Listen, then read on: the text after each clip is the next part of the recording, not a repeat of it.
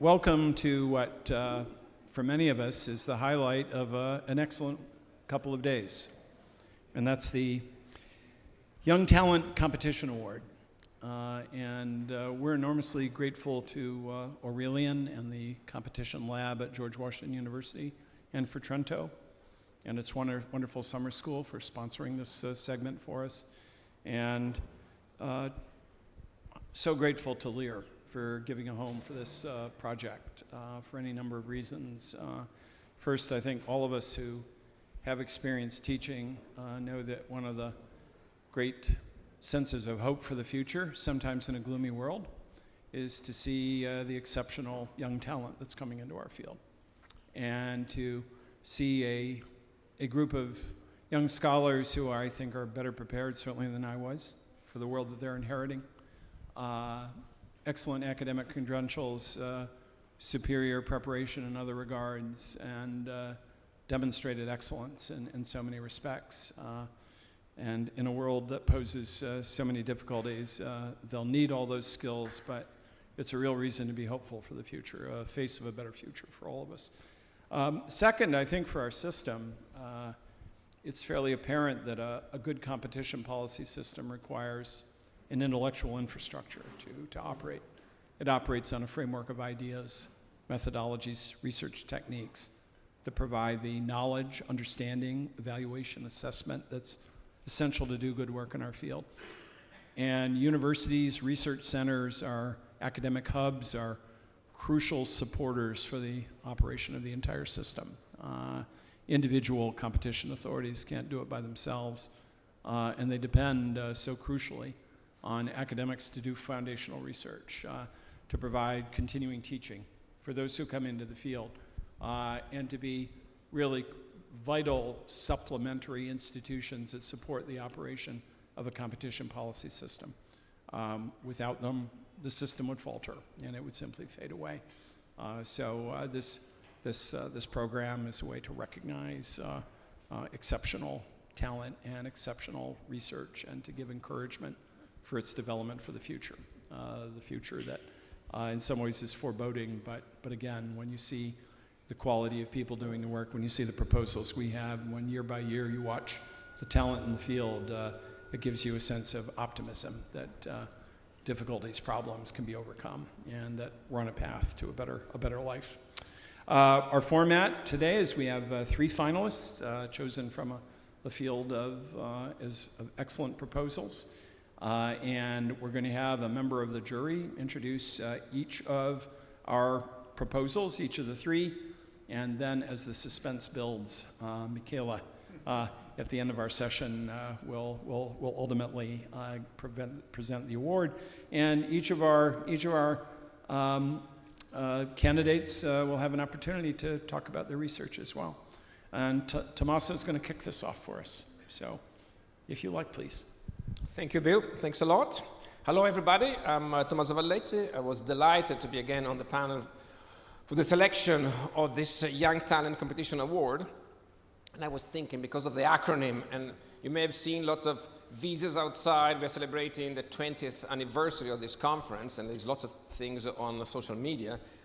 YTCA, YTCA. So I suggest that the people on the panel and the finalists, we can do some dancing, or I think even President Trump might approve it, because actually, Tommaso, you know, there's an old Marx Brothers bit where Chico is asked, how much does your band charge to play? He says $10 an hour. How much do you charge not to play? $20 an hour. No, we should do it. So YTCA.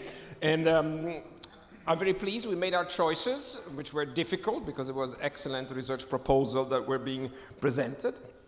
But yet, we made our choices, and we had the 3 finalists. I don't know who the winner is, so I'm really excited to know the final outcome. Only Paolo knows about it. I think there's a secret envelope. And the first paper, I remember it well. It's a paper from an economist, because they were both competition law scholars, and economists. So the first presenter will be Muxin Lin. Muxin is currently at Bocconi University as a research fellow, and I learned that now you're going to get, since 2026, a full-time academic position at Fudan University, so congratulations for that as well. So, Muxin is going to talk. This is the title of her research proposal, Regulating Platform Self-Preferencing, which is a topic which is very familiar to many of us. Evidence from Amazon in India and Europe, which is something we know a bit less. So having this ability to say something about the Indian experience, I think will be particularly insightful for many of us. So there you go. Thank you very much. Muxin, the floor is yours.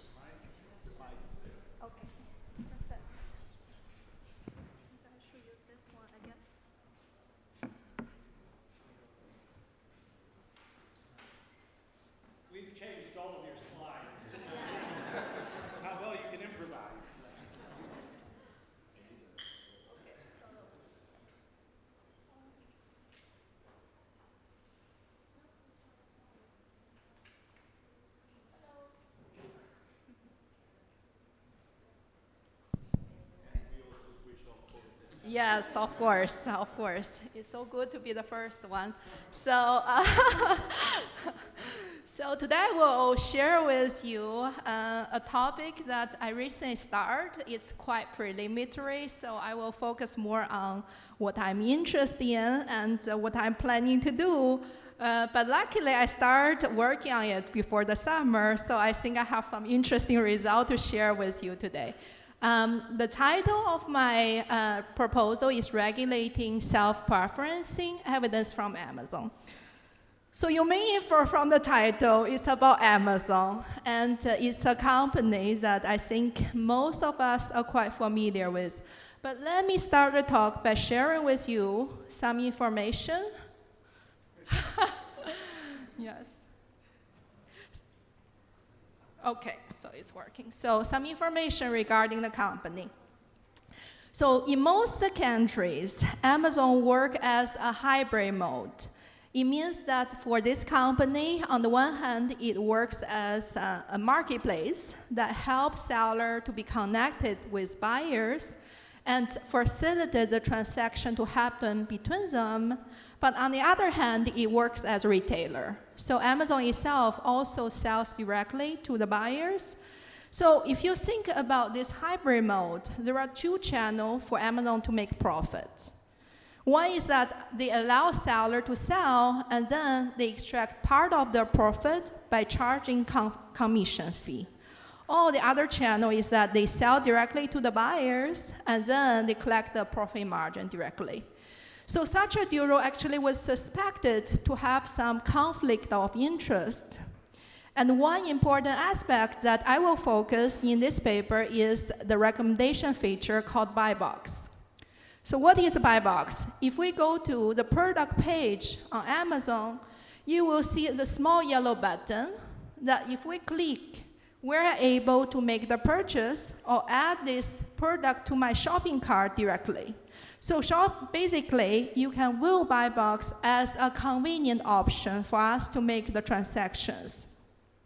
However, if we click this button, it means we finish the transaction through seller recommended by Amazon. Because for the same product, it could be multiple sellers offering the same product. Okay? And recent research in academia, also by the Competition Authority, indicates that indeed, when a product is offered by Amazon, also by third-party seller, it seems that Amazon occupies this buy box the majority of the time. So this is the phenomenon that I observe in the market. Okay. So a natural question that you may ask is that how Amazon choose the buy box winner. And when I check the official website, the company follow two steps. First, they need to choose which are the seller or which are the offer that are eligible for buy box. How to choose that? If this offer is from Amazon, then it is automatically eligible. Then for third-party sellers, it depends on which company you use to fulfill order, to do the shipping. If you use Amazon to do the shipping, you are also automatically eligible. But if you use other company like UPS, then you need to hit specific standard. Okay? And then the second step is that among all the eligible offers, Amazon's algorithm will give a rating for each offer, and the highest one will be the buy box winner and will be recommended to the buyers. Why this is important? It is important because we trust Amazon, and before I work on this, I never think about checking other offers. I always click and then finish the transaction.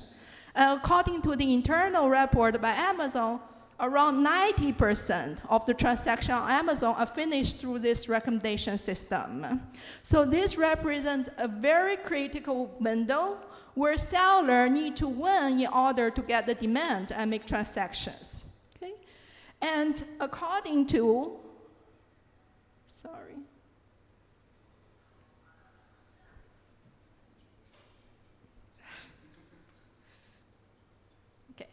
So according to some recent antitrust analysis, it seems that even third-party sellers, they offer very similar product to Amazon. Then Amazon sends to buyers this recommendation towards its own offer. This is a phenomenon that I call it self-preferencing. And this is a phenomenon I want to study in this research proposal. And then I further checked whether we did something already, and I found 2 implemented antitrust cases. And to my best knowledge, those are the only implemented antitrust case against Amazon regarding the buy box. So one is in Europe. There's an antitrust case against Amazon, and buy box is one aspect. And Amazon basically reached agreement with the EC in December 2022 that they will change something regarding the buy box in Europe. And those changes could be summarized into 2 aspects. First, Amazon needs to change the algorithm to choose the buy box winner. So they need to treat all the offers equally. Okay? And second one, which I think is very interesting, is that in Europe, they will change the buy box page. So instead of one buy box recommendation, they will introduce something called second buy box. I don't know whether you know this or not. If you now go to the product page, for a lot of product, at the bottom of original buy box, now there's another portion. You have one more option, and this option displays the same information, and you can also purchase it with the buy box option, which is a convenient and speed option. Okay? And then it's not only about Europe. In India, I found they also implement some regulation. It happened in 2016. And interestingly, the regulation is quite different from what we did in Europe. Basically, the competition authority stopped Amazon from operating as a hybrid mode. It stopped Amazon by selling product directly to buyers, and they shutting down this retailer channel.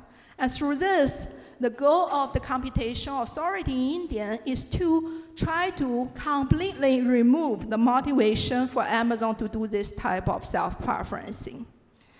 So, motivated by the background information in this project, I aim to check how the market evolved after these 2 quite different type of regulations. So the broad picture I have is that I want to analyze 3 aspects. The first aspect is that how the firm respond after this different type of regulatory approach. Okay? For example, how Amazon changed the commission fee, how Amazon changed the price, and how it changed the buy box algorithm as requested by different competition authority. The second aspect I'm interested in is regarding welfare. So this is a very natural question that we may ask. Whether we will have a lower price. So for the buyer side, I think we care about whether we have more product available in the market, whether we are making purchase regarding the same product, but at a lower price. Now for the seller side, I think a quite straightforward measurement is that how about their profit? Whether there are more sellers entering in the market or not. Okay. Lastly, in this project, I also try to shed light on the policy aspect because from the structure of the paper, I analyzed two quite different type of regulator approach. And the goal is the same, that is they try to reduce self-preferencing on Amazon, but one of them focus more on the behavioral remedy, so they reach agreement with Amazon and make some changes in the market. While the other one is more similar as a divestment. So they ask Amazon to change the structure of the company and remove the motivation for them to do this type of self-preferencing. So with this big picture in mind, I start working on it. So I start with the Europe case. So in this figure, what I did is that I collect the data of Amazon Marketplace around 9 countries. In each country, I collect the list of top 3,000 most popular goods in electronic category. And then with this frozen list of product, I track the buy box price. The reason why I start by checking buy box price is that this is one of the most important measurements. It is the place where the majority of transactions happen on Amazon. And I see some interesting pattern. So from the first figure, I plot the monthly average of buy box in Europe, which I use the blue line to denote it, versus other country. For Europe, this includes France, Germany, and Spain. Okay? And you will see 2 dashed lines. The first dashed line is the time when the EC accepts the commitment proposed by Amazon. Okay, so it's due. And then the second dashed line represents the time, the implementation deadline for Amazon to fulfill all the commitment, meaning that by this time, they need to introduce the second buy box in the market. From the data pattern, it seems that after Amazon knows the antitrust authority asks them to do some changes, the buy box price in Europe already start increase instead of decreasing, which is quite surprising. Okay? However, after the second dash line, when they introduced the second buy box, which we thought this should increase the competition and decrease the price, the increment of buy box price in Europe actually is even reinforced. Okay? Then I apply some very simple model for now, like a synthetic control. I get quite consistent conclusion. So basically, it seems that after the EC accepts the commitment proposed by Amazon, Amazon start increase the buy box. Okay? So what are the underlying reasons? I do not know. I need to work on it. For example, Amazon now may have a motivation to increase the price on Amazon. The intuition, I think, is as follows. Basically, there are 2 channels for Amazon to make profit, and now you forbid the company to do self-preferencing. So they're no longer able to sell directly to the buyers and collect the profit margin, and they have to make profit through the commission fee. How do we increase that? One channel is that they can increase the price seller charge, so they are able to make more profit through the other channel. Another possibility is that the design of the second buy box is also interesting. Amazon proposed to introduce the second buy box only if there exists a seller whose price and the shipping are highly differentiated from the first one. However, if you go to Amazon, they show you a much cheaper product in the second buy box, but in a used condition. I will never consider that. And this will affect the computation. So more importantly, I think a question that I want to ask and we are interested in is that what we should do, right? Because if we look at this preliminary results after the EC's regulation, it seems that it's not working that well as expected. So one lesson I learned from my other research, which is also about self-preferencing, but it's about Android's Google case, EC's Android case. So basically in Europe, we introduced something about choice screen. So they allow us to choose which search engine we could use as a default search engine. In this paper, which is jointly with DeCarlos and Patanolo, we also do similar analysis for Turkey and Russia. And one interesting thing that we found is that in Europe, it's more like symmetric. We focus on fair treatment, But in Turkey, the treatment is not symmetric, it's asymmetric. They forbid Google from doing some practice, but other companies still allow to do this. So apply this to Amazon case. I want to ask a question and try to investigate here is that whether we should do the same, whether we should not give equal process for Amazon as third-party seller. Instead, we should forbid Amazon to use some information or forbid to change the price, however, give more access to third-party sellers. So I think that's all picture of my research proposal. I'm running out of time, and I'm happy to discuss afterward.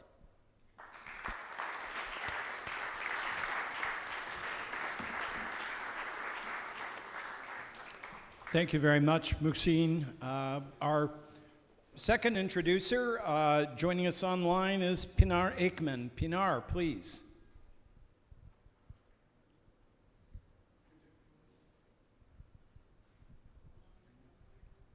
Is that better? Can you hear me? We've got you. Excellent. Hi, nice to see everyone. Thanks, Pinar. And greetings from Leeds. I'm sorry I can't be there in person.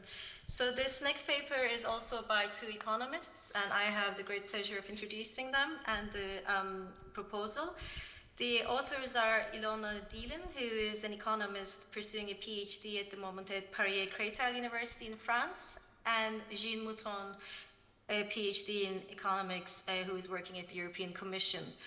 The paper looks at, essentially aims to study the effect of the EU's damages directive, which obviously aimed to increase private actions in Europe. And the paper is about proposing an original database that covers 3 European countries to offer some empirical insights into how the success rate in damages actions, especially in abuse of dominance cases, has been affected by the introduction of the EU damages directive. And they have some very interesting findings, and I will of course leave that to the authors to present to you. And the floor is yours, please.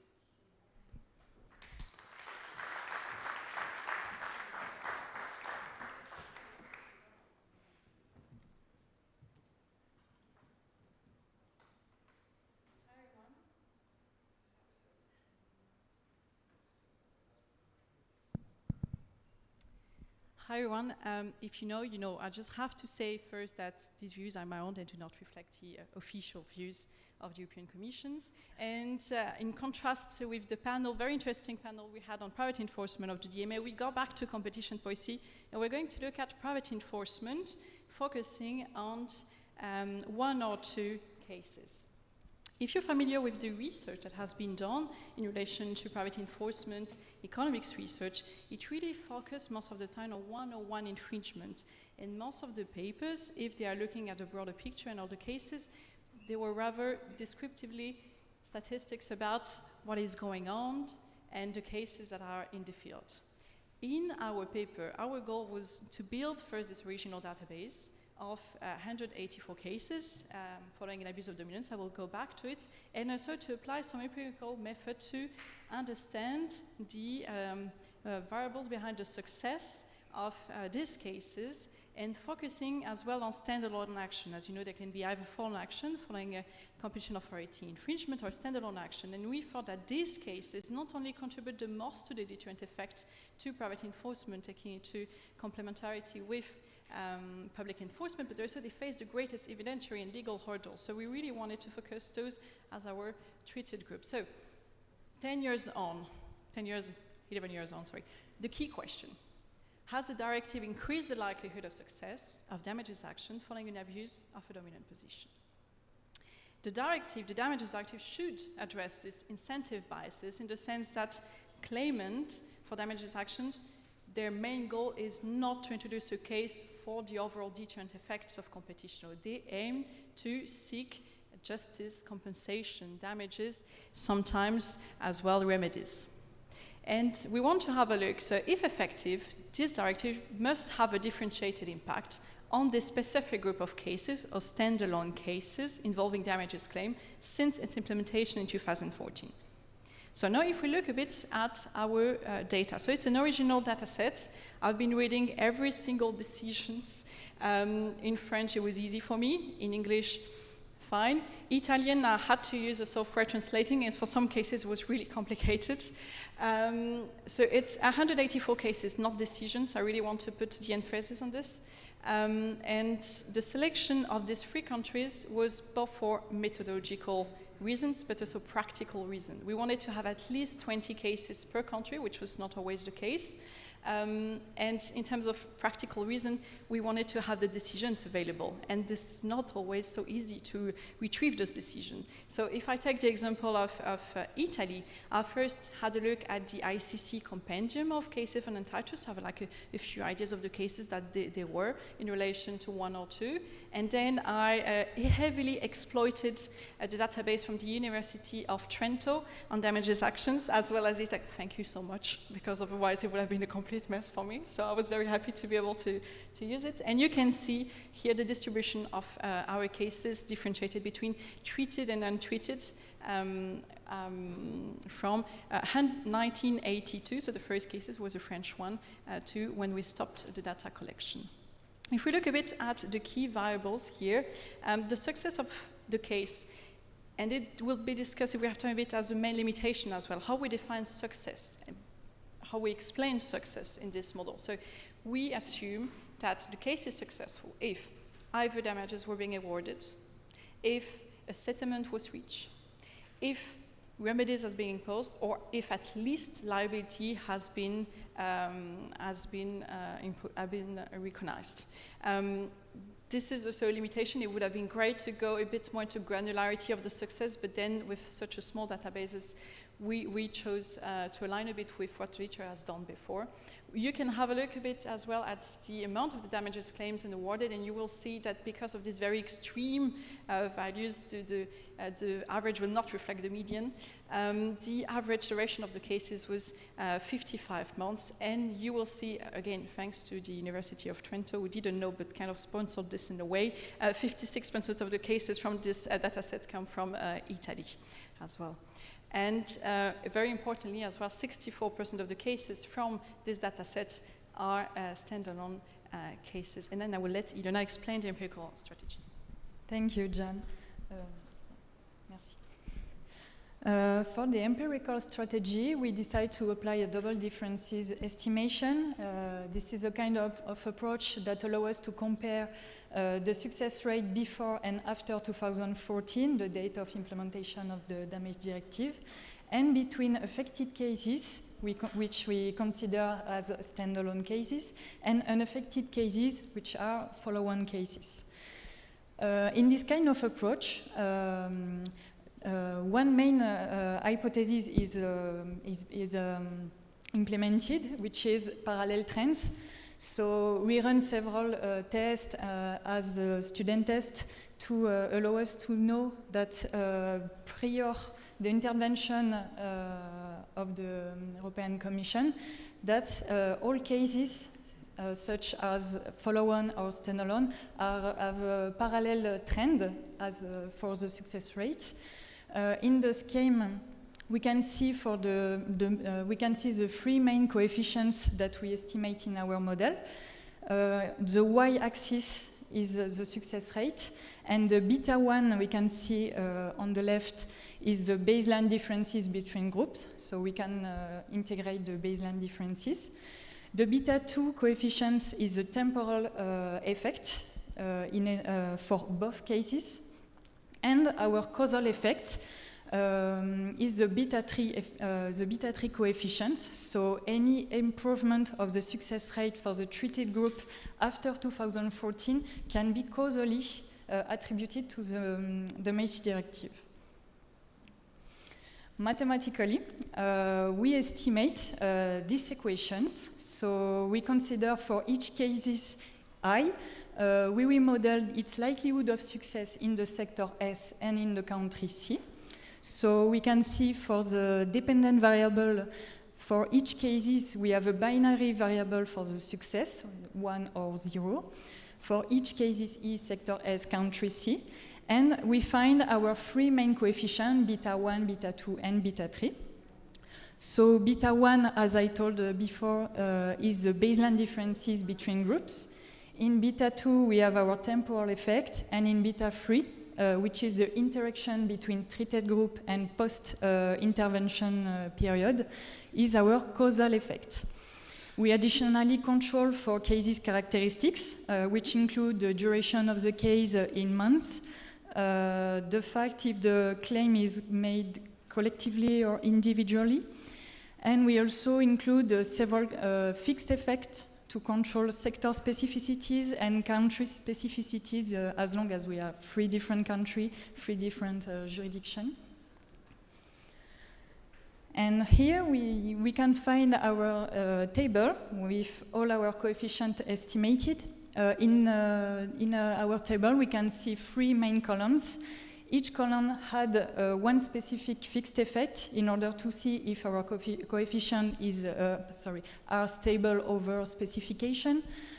In the first line, we can observe our beta 1 baseline differences. So we can see across all the 3 models, the coefficient remain pretty stable in terms of magnitude and significance. And we cannot see any difference for success rate for both groups as characteristics.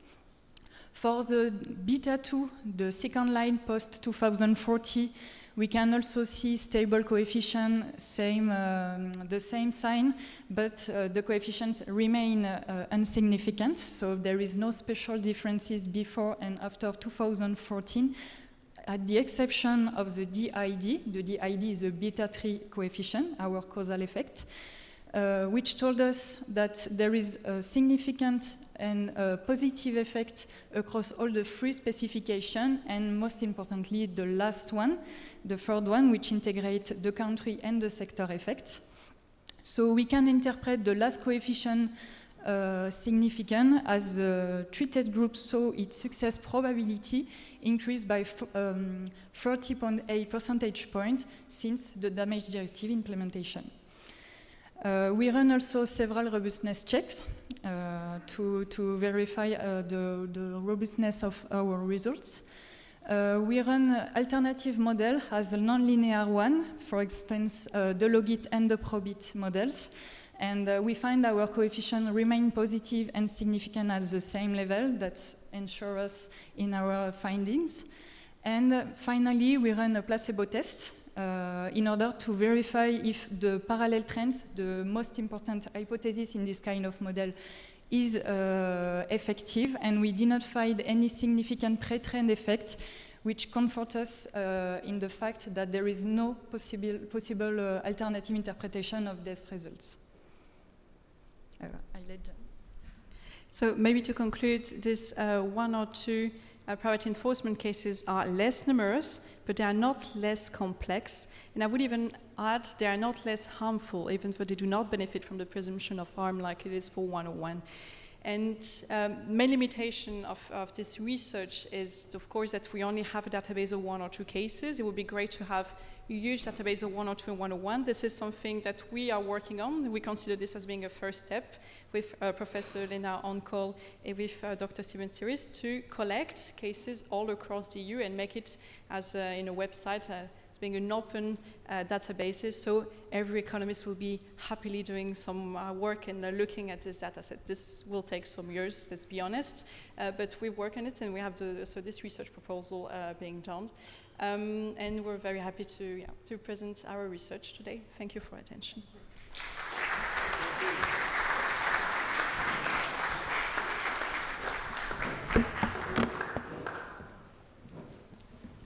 Our third candidate is going to be introduced by our colleague, fellow jury member, Joe Harrington. Joe, take it away. Yes, Bill. Let's see. I'm just seeing my video is not cooperating. Let me just see if I can fix it real quick, and then I'd be delighted to introduce our last finalist.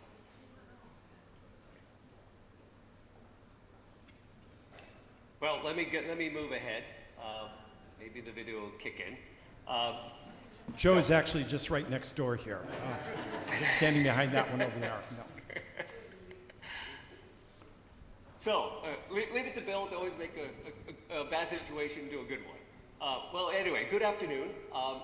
I should say that I very much enjoyed attending last year's conference and thus wish I was there with you all right now. Our last finalist is Mr. Alejandro Medina Cedin, who is a PhD candidate in economics and finance at the University of Verona. Showing his interest in competition policy, he previously worked as an intern at BRG's office in Brussels. His project proposes to engage in a rigorous analysis pertaining to one of the most important competition policy issues in the last 20 years. And this is the issue of pay for delay in the generic drugs industry.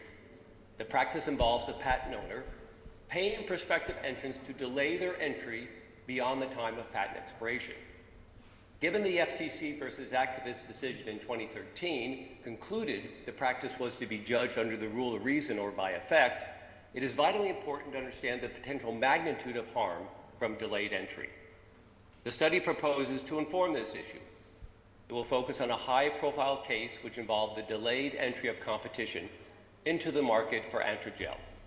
The goal is to understand how much consumer welfare is affected by delayed entry. Using frontier empirical methods, the study will estimate consumer demand for this class of products. With that estimated demand, it will infer firms' marginal cost under equilibrium. With cost and demand information, he can solve for equilibrium prices and how they depend on the number of suppliers. With that structure, he can then measure how consumer welfare depends on the number of generic entrants. Preliminary estimates show significant harm from pay for delay, and I'm very interested in learning the study's final results upon its completion. Please proceed, Alejandro. Thank you, Joe.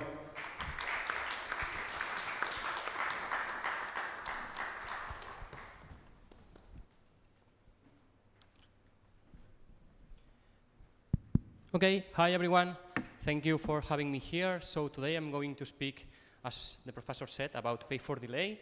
Let me say that I think that this is a very important, interesting topic, especially for those of you who are here listening from the antitrust authorities. So if you want to find a little bit more about this topic, just feel free to reach me out, okay?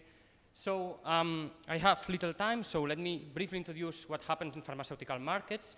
They are not the conventional markets as they are known, because there are the patents protecting the branded manufacturer for 20 years. So usually the originator of the drug, as we say, the branded manufacturer, has 20 years to market their drug for as a monopolist, right? However, we see that pharmaceutical firms engage in such different strategies. I have some examples, such as evergreening, no authorized generic commitments, etc., to protect their patents or to extend their patents more than they should or they could, at least legally, okay? And the case I want to explain here is the pay for delay case, in which, to put it very simple and very straightforward, it's the branded pharmaceutical firm, the monopolist, who is paying the potential generic entrant in order to not enter the market. So what these guys do is basically they observe that generic entry is going to happen, the monopolist is seeing that generic competition will happen soon, and they go to the generic and say, look guys, do not enter the market and I will pay you. Usually, I will pay you a huge amount of money. Sometimes they involve some kind of side deals and other stuff, but usually they just pay a huge $millions in order to avoid generic entry, okay? So according to the Federal Trade Commission, this is a problem, of course, and back of the envelope calculations assume that this costs about 3.5 billion per year, which is a lot, right? But still, this is a back of the envelope calculation, and when I was reading about this and I was looking at the empirical methods we have in industrial organization, I was wondering why there is not some sort of way of precisely computing the damages consumers suffer from these agreements, because now what we have in the literature are some sort of approximations, but we are unable to compute what happens in this kind of agreements, right? So this is the idea of the research proposal I'm presenting today. And the idea is to use these empirical tools economics give us to properly quantify what happens with these agreements. Okay? So I have two main research questions or two sub-questions. The first one is to do a counterfactual exercise and say, let's see what would have happened if these agreements were not being held in the market, if these agreements didn't exist. So that's the first research question I'm showing today in the proposal. And then the second one is to assess why the pharmaceutical firms are engaging in this kind of illegal agreements between them and assess whether this is profitable for them or not. Of course, this is profitable, but we need to check it. Okay, so I'm giving some sort of novel methodology to quantify this. Now let me briefly explain the case study. So I will be using the, data from Androgel, which is basically a drug to treat testosterone, well, hypogonadism, which is a problem characterized in men when we do not produce enough testosterone. We need to take this gel over here, right? So this drug was a blockbuster because it was the first treatment that allowed to create testosterone through a gel in your body. Before this drug, you needed to use the injectable vials, which are the typical things that people in the gym use to get super big. But this kind of treatment is less aggressive, so this quickly became a blockbuster drug. As in the introduction it was properly said, this also marked a very important landmark case in the federal trade, in the FTC versus Actavis case, and it ruled out that each of these cases should be evaluated under the rule of reason, right? So each of these cases should be evaluated one by one. Now, each one of these cases should be evaluated one by one, but still we don't have any tools to evaluate these cases one by one, right? So this is what I'm proposing here. Now let me show you a little bit of the story of Androgel and how I will exploit the timing. So in the 2000s, Solvay, which was the monopolist or the branded manufacturer, begins marketing Androgel, and it becomes a blockbuster drug pretty quick, right? So this attracted generic entry, and in the 2003, Actavis and other generics filed a paragraph 4 challenge in order to try to enter the market before patent expiration. I don't have time to explain this, but you can just trust me that there is a way in the United States to enter in the market before patent expiration for generics, right? So for 3 years, they were asking, we're going back and forth, asking for approval from the Food and Drug Administration, and then in the 2006, what we see is that they actually received the approval to enter the market. So the interesting thing here is that these guys were ready to market their generic version of the drug. They were ready to enter the market and to start competing, let's say like this. They could have done that. But still what we observe in the status quo is that they withdraw the application from the Food and Drug Administration in the US, and they accept this pay for delay agreement as known later, okay? So now in the 2009, what we see is that the Federal Trade Commission sued Actavis and all the other generics and the branded manufacturer involved in this agreement for the pay for delay agreement. The case was remanded through 2 lower district courts until it arrived to the Supreme Court, and then in the 2013, it was ruled out that this was presumably anti-competitive, and these agreements should be evaluated one by one under the rule of reason, okay? Then last, in the 2015, what we see in this market is that generic entry finally occurs, the monopoly finishes, and then we start seeing some competition from 2015 on. So as economists, what we see is that we have a perfect setting in which we observe the before and after period to compute the damages of this delay period, right? So in theory, from 2006, we should have observed generic competition, which theoretically should have lowered prices and then should have fostered competition, etc., as we learn in the micro one-on-one classes. But this doesn't happen. The monopoly stands for 9 more years than it should have, okay? So this is the case for Androgel, and this is the case I'm studying here. Now, moving to the methods, I don't want to be very explicit here, but the idea of the proposal and the paper is to develop a structural model which allows us to create a picture of 2 goals. Create the picture of the demand and create a picture of the supply. So the first equation we are seeing here, which might seem a bit complicated, is the usual way in which economists estimate demand, and this will allow us to perform the counterfactual that I will explain in a minute. Then from in the second equation, what we are seeing is the supply side. In some way, I can approximate what would have been the profits for firms in the status quo, and then in the counterfactual scenario I construct that I'm going to show now. So again, here I'm not claiming any novelty. This is the usual textbook stuff from empirical I/O, but then I think that the important stuff is here. So as I said in the beginning, what I'm trying to do here is to perform a counterfactual and ask what would have happened, remember, if this agreement is not being held, if generics have entered before into the market, right? So to do so, I take equations from before and then more equations, but I didn't want to make the presentation very heavy. I prefer this to be a bit entertaining for you. And then what I do is, since I observed generic entry in 2015, I take this MATLAB, Stata, or whatever tools, and then I take some generics that have entered from 2015, right, the first 5 generic products in the market. I keep all their characteristics fixed, and then I put all of them in markets prior to 2015, right? My data set starts in 2009. Unfortunately, I don't have data from 2006 to 2009, but still I claim that this is some sort of approximation, right? So a bit more of a technicism. What I'm doing here is basically for each market prior to 2015, I update the mean utility of each product, and then I basically, using that equation there, which is called the mean utility, usually in empirical I/O textbooks, I recompute the market structure. So what I want to show here is that, in some sense, with this methodology, I can simulate what would have been the market outcome if generics have entered before into the market to solve this, okay?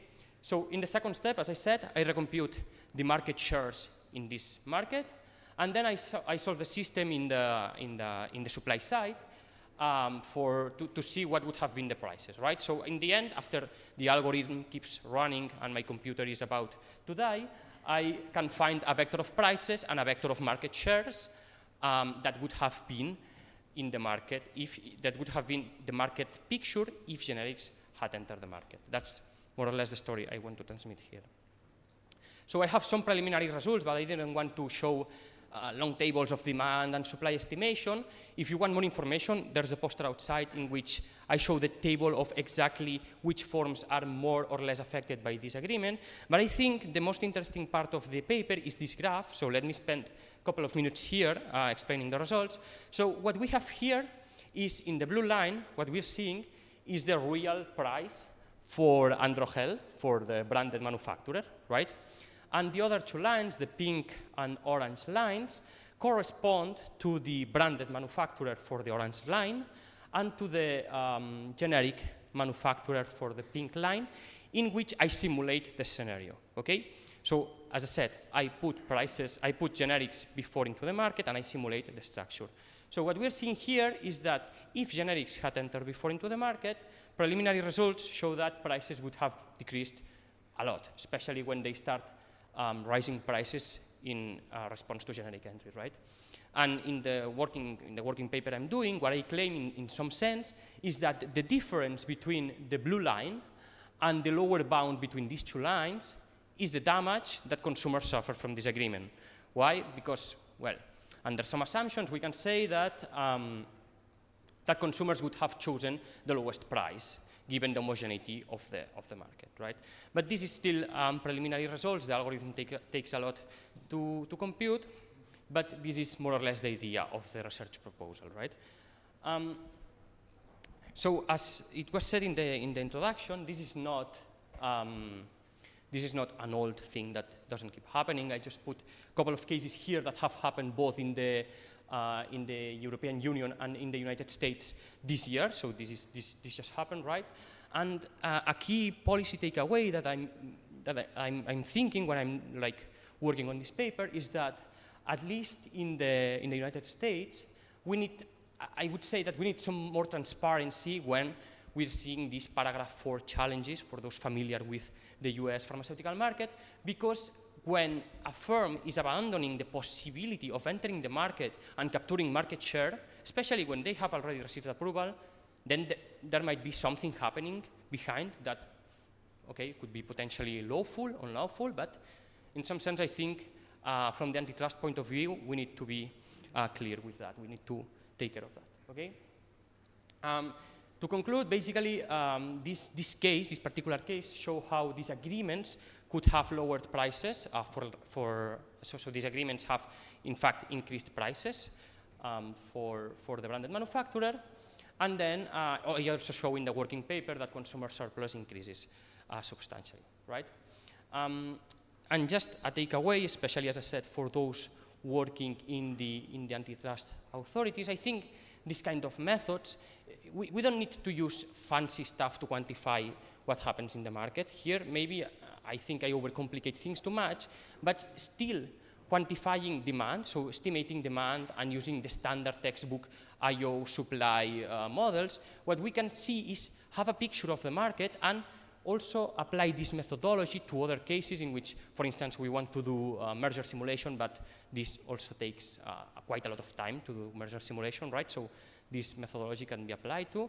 And I'm thinking also extending this to other cases, maybe foreclosure cases or stuff, in which the choice set is restricted by the nature of the market, okay? So thank you very much for your attention, and I'm open to any question.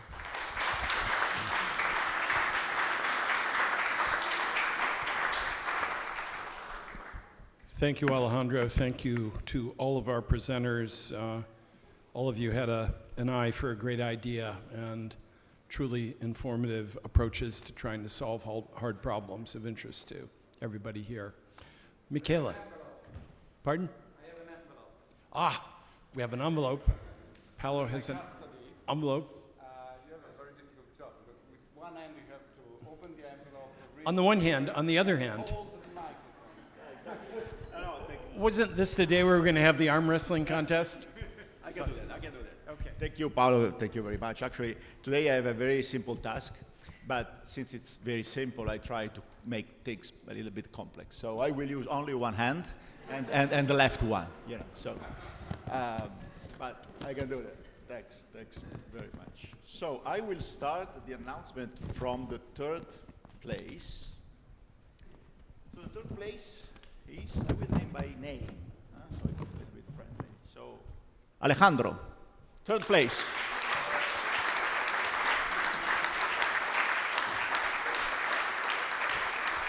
Please come. Even more difficult for me, thank you. This is yours. Maybe there is a time for a picture. Please, in the middle. Oh, thank you very much.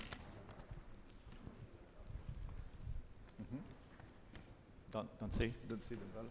No, I won't spoil anything. Okay, here we are.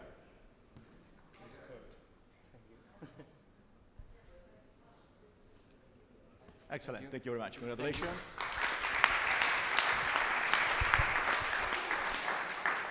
So, second place, so Ilona and Janine.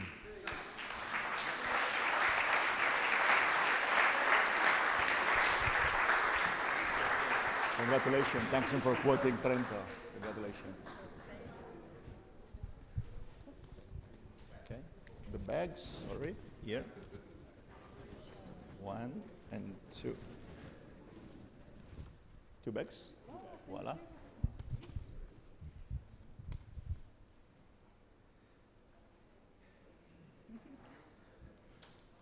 And so it's, exactly, it's a bit difficult to understand now.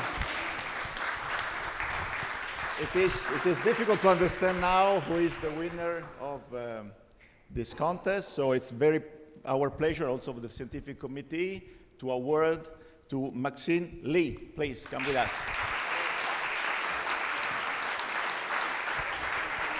Congratulations.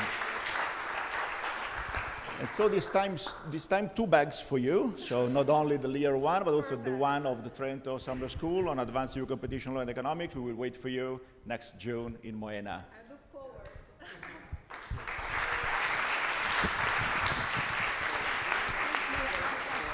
Let's take a picture.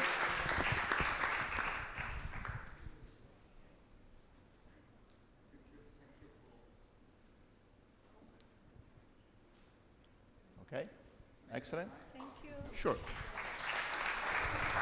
I just want to thank the members of the scientific committee for the great job that they have done, for serving for so many years for this award.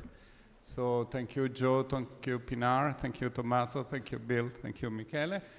And the announcement is that they will step down this year. So there will be a new scientific meeting starting from the next edition. And so I'm very grateful for and appreciate the work that you have done so far. Thank you so much.